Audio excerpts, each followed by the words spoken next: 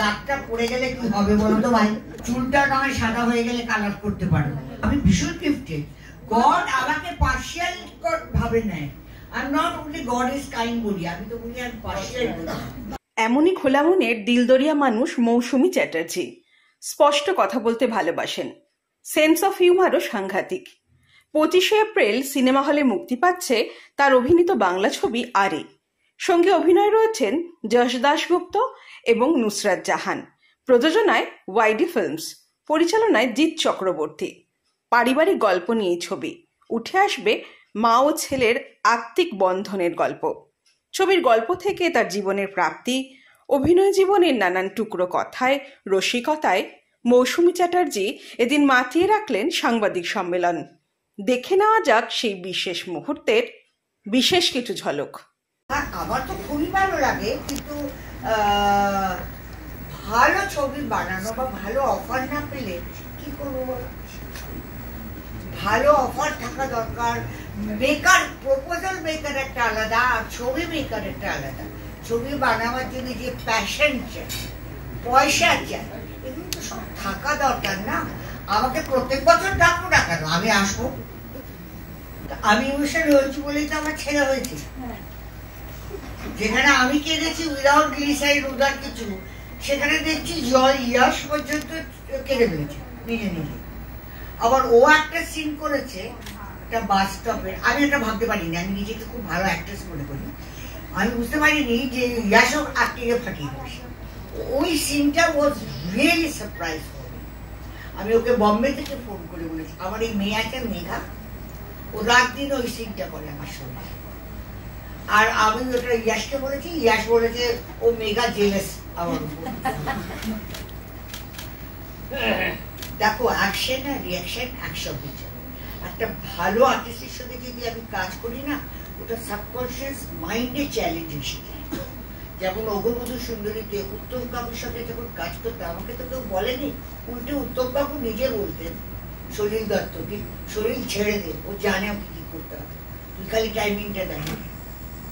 এই জিনিসগুলো অটোমেটিক এসে যায়। ভালোর সঙ্গে তোমরা যদি থাকো, আমাদের বলা হয় যে সৎসঙ্গ করো। 5টা ছেলে বোম বানাতে মরে গেল, 5টা তো আর বানাচ্ছিল না, ওখানে 2টো বানাচ্ছিল, 3টে আড্ডা মারছিল, কিন্তু অসৎসঙ্গ উড়ে গেল সেও। সৎসঙ্গে থাকলে অটোমেটিক কাজ ভালো হবে, পার্সোনালিটি ভালো হবে, তোমার স্টাইল ভালো হয়ে যাবে, তুমি ভালো জিনিসটা দেখতে শুরু করবে। এটা হয়।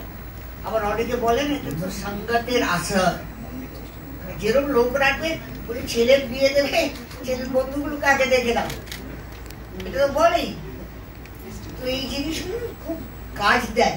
সংসার হচ্ছে পরিবর্তন, পরিবর্তন তো হবেই। আর যেখানে কোয়ান্টিটি বেড়ে যাবে ওখানে কোয়ালিটির অভাবও হবে।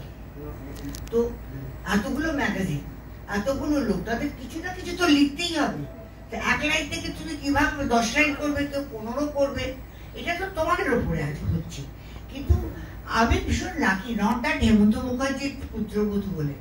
আমি কমল মিত্রের সঙ্গে কাজ করেছি। আমি খুব পুরনো পাপি, বুঝলে তো। সন্ধ্যা রানীর মেয়ে সেজেছি। আমি অনুভা গুপ্তার সঙ্গে কাজ করেছি, মানে কালী ব্যানার্জির সঙ্গে কাজ করেছি। তোমরা দেখো উত্তম কুমার বলো, তার সঙ্গে আমি 2-2টো ছবি করেছি। তা নয়, উনি আমাদের বাড়িতে আসতেন। হেমন্ত মুখার্জির খুব জানাশোনা ছিল।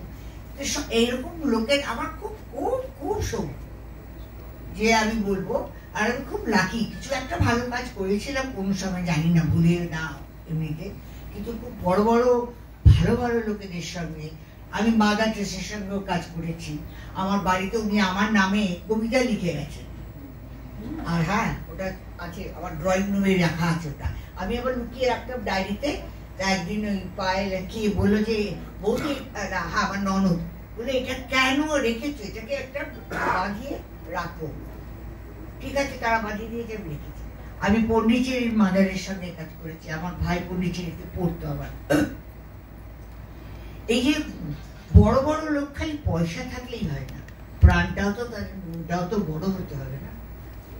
সেইগুলোকে তারা কিন্তু একটা, আমাকে আরো জিজ্ঞেস করে আপনার গুরু কি, আপনার ইয়ে হয়েছে? যেদিন দুধওয়ালা কোনোদিন ভেজিটেবল ওয়ালা, যার থেকে যেটা শিখছি সেদিন সে আমার গুরু। আর আসল গুরু হচ্ছে আমার বাবা আর আমার মা, কারণ এদের থেকে তো আমরা শিখেছি না জিনিসগুলো, কিন্তু আমরা ভীষণ কম লোক আছে ওটা রিয়েলাইজ করে, অ্যানালাইজ করে আর এমপ্লয় করে নিজের জীবনে। ওটা যদি করতে পারে খুবই ভালো। আড়িটা করতে আমার খুব ভালো লাগে, কারণ তারপরে ভাবটা আরো ভালো হবে যাবে।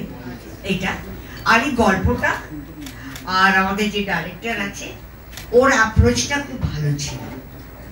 গান একটু, আর আমার মেয়ে মেঘা এই যে এখানে এসে ও অনেকদিন ধরে ধাক্কা পাচ্ছিল যে বাড়ি থেকে বেরো, একটা কাজ করো, এই করো।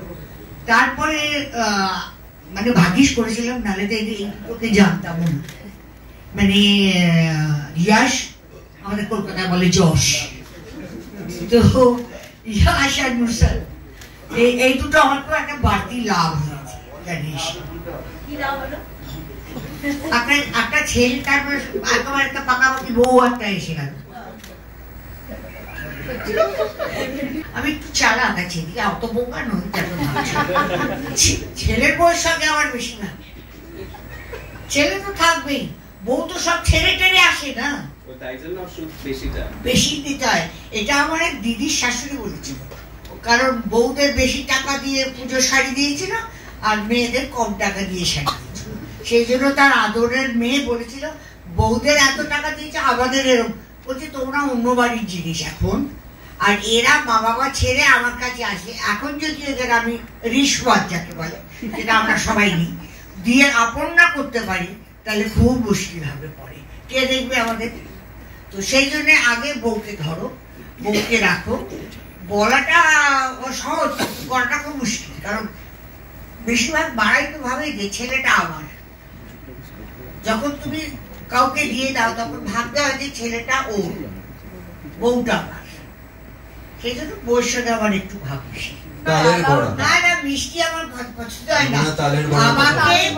আমাকে প্রোডাকশন বয়রা কোথা থেকে কি ভালোবাসে না, বলছি দেখো আমি দোকানের মিষ্টি ভালোবাসি না, আমি পিঠে, পায়েস, নাড়ু এইসব ভালোবাসি। আর এবারে দেখলাম এয়ারপোর্টে আস্তে আস্তে তাল বিক্রি হচ্ছে, তালের বড়া যদি কেউ খাওয়াতে পারে। ওরা সত্যি সত্যি করতে গিয়ে তাল এনে স্টুডিওতে এ করে ভেজে খা। আমার এগুলো হচ্ছে সব আওয়ার, বুঝলে না, জীবনে দারুণ। আমাকে এরা খুব দারুণ যত্ন করে করেছে। আমি যখনই টায়ার্ড হয়ে যাচ্ছি বলছি আচ্ছা এরকম কি খাবে, খুব যত্ন দিয়ে করেছে। আমার একবারও মনে হয়নি আমি কোনো প্রোডাকশন, বাইরের প্রোডাকশনের কাছে করছি। আমি নিজেকে প্যাম্পার করি, আর আমার ছেলে বা বউ যাই আমাকে প্যাম্পার করে তখন আমি তাকে প্যাম্পার। আমার বর খুব বকতো, সারা জীবন চলে গেল আমাকে ডিপ্লোমাট বানাবার জন্য, কি পিওর মাউস শার্টের জন্য। দুটোই ডিকশনারিতে নেই আমার, কি করবো। আর বেশিরভাগ লোক আমাকে পছন্দ করে না, মুখে বলবে সত্যমে বিজয়তে। সত্যটা সহ্য করা খুব একটা ইজি ব্যাপার না।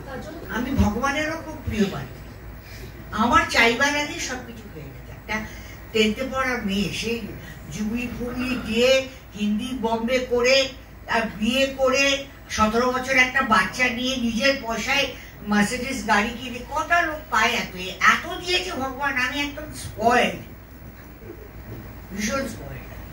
আর্টিস্ট কখনো পুরনো হয় না, নতুনও হয়, কারণ তুমি একটা চরিত্র করছো, ভালোবেসে করছো। এটা খুবই ভালো জিনিসটা। যারা বলে নামি দামি প্রচুর কাজ করেছে, অনেক আনন্দ দিয়েছে, তাদেরকে রেসপেক্ট দেওয়া এটা একটা বড় ব্যাপার। কারণ আজকালকার লোকেদের নিজেরাই নিজেদের রেসপেক্ট দেয় না, তো অন্যদের কি। এখন হচ্ছে এমন অবস্থা দাঁড়িয়েছে, আমি এখন কাউকেই বলবো না খুব সততার সঙ্গে থাকবে। এখানে ভাড়ে ভবানি হয়ে যাচ্ছে লোকের, ওই জন্য ভণ্ডামি করে যারা, তাদের সঙ্গে একটু ভণ্ডামি করবে। আমি এটাই বলবো, মা যখন জন্ম দেয় সন্তানকে না, তখন মাকে কেউ বলতে আসে না যে কেরম করে রাখবে, কেরম করে ধরবে, কেরম করে চান করবে, কিছু লোক দেখিয়ে দেয়।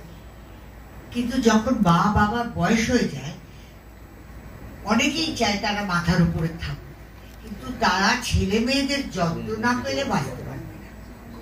তাদের যদি না বোঝো তুমি, তাহলে বাঁচতে পারবে না। কারণ এটা খুব স্বাভাবিক যে বাচ্চা হয় মা তার টানে যায়, মা তাকে দেখে ঘুমিয়েছে কিনা, খেয়েছে কিনা, তার কি চাই। যখন বয়স হয়ে যায় না, সে বাচ্চাদের কাছে সেটা দেখবার টাইম নেই। এই ছবিতে যারা দেখবে সেটা রিয়েলাইজ করবে আমার ধারণা। আর মনে হয় যে তোমরা চাও যে মা 60 বছর হয়েছে 70 পর্যন্ত বাঁচুক, 70 হয়েছে 80 পর্যন্ত বাঁচুক। এরা গ্রো করতে পারে না আনলেস বাচ্চারা তাদেরকে সেই কি বলবো সাপোর্ট করে বা সাহারা করে বা ভরসা দেয় যে আমি আছি। কারণ বাচ্চারা তো ধরো কাপড় জামা খারাপ করে ফেললো, এটা করে ফেললো, আমরা চেঁচালাম বললাম, মা বাবারা যদি ওটা করে ফেলে তখন বাচ্চারা যে হিসেবে আমি নিজের চোখে দেখেছি এত দুর্ব্যবহার করে যেন মনে হচ্ছে যেন ওদেরকে করার রাস্তানাবুদ করার জন্য এটা করে ফেলেছে। ওরা বোঝে না যে মা বাবা মোর এম্বারাস দেন ছেলে মেয়েদের কাছে। তো সেই জিনিসটা আরিতে আছে। আর এটা আমি জানি না, এটা একটা মিরাকল বলতে পারো যে আমাদের যে চয়েসটা হয়েছে না, একটা কেমিস্ট্রি আমার আর ওর মধ্যে চলেছে। আর চলেছে এই জন্য কারণ নুসরাত সেই জায়গাটা ছেড়ে দিয়েছে। নুসরাত জানে যে আমি একটু দূরে সরে যাই, এদেরকে এটা দরকার এই ছবিতে। এরকম দেখলে খালি সেজেগুজে রূপ নেই, ওর বুদ্ধিও আছে। তো এরকম তো ও সেটা জানে। আর যে ডাইরেক্টর সেও জানে। আর এই আমার ক্যামেরাম্যানটাকে মিস করছি, হ্যাঁ। এখানে যে হোল ইউনিটটাকে আমার মনে হচ্ছে যেন সব আমার বাড়ির মেম্বার। কারণ নতুন নতুন ছেলেমেয়েরা এসছে, তারা তো কায়দা করতে ব্যস্ত, একটা ফোন নিয়ে একটা পেন নিয়ে একটা এই নিয়ে দাঁড়িয়ে থাকে। তাদের বলতে হয় এটা করো, করছো না কেন, পরে আমায় গালাগালি দেবে, তাতে আর কি আছে। কিন্তু তারা তো শিখবে না, জানবে। একটা ছবি, ভালো ছবি একজন মানুষ বানাতে পারে না, একজন মানুষকে তুমি পুরো ক্রেডিটও দিতে পারবে না। এটা একটা চেন সবার মধ্যে। তো আমি আরি ছবিটাকে এতদিন ভাগে, এটা আমার সৌভাগ্য যে আমি এই ছবিটা এই এজে পেয়েছি। এত সুন্দর আর এত আমি কি বলবো মানে যেটা টাচ করে। এখনকার দিনে কি হয়, 7টা গান হয়, একটা গানও মনে থাকে না, দুটো বড় বড় সিন হয়, কি হয়েছে কি না হয়েছে জানে না, এই আসছে ও আছে, ক্যামেরা ঠিক, ব্যাকগ্রাউন্ড মিউজিক এটা। আর এটা পুরোনো দিনের মতন লাগলো আমার। একটা ছবি দেখে বেরোবে, আবেশটা থেকে গেল অনেক।